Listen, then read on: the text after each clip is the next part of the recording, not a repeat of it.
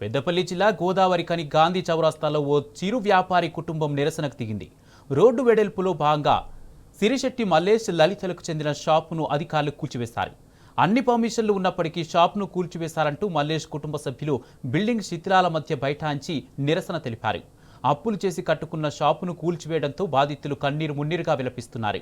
న్యాయం చేయాలంటూ అధికారులను ప్రజాప్రతినిధులను వేడుకుంటున్నారు. నేను ఇది తీసేస్తా, నాకు ఇది రోడ్డు మేము ఇది రోడ్డు కింద తీసేస్తాను, నీకు ఇది అడ్డుకుంటుంది అని అన్నాడు. నేను ఏమన్నా చేసుకుంటుంది అని కూడా నేను అన్నా.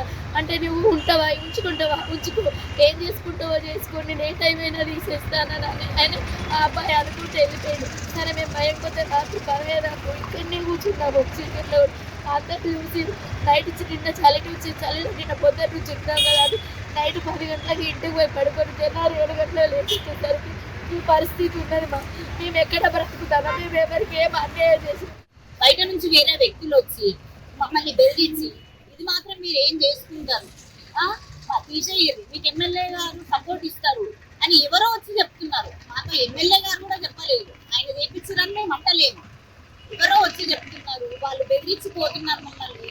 వాళ్ళ భయానికే మేము రాత్రి ఇక్కడ ఉన్నా కూడా, ఈ రాత్రి ఎవరు వస్తారని మేము అనుకొని పోయినా కూడా రాత్రి వచ్చి పొద్దున వచ్చేసరికి ఇట్లా చేసినారు.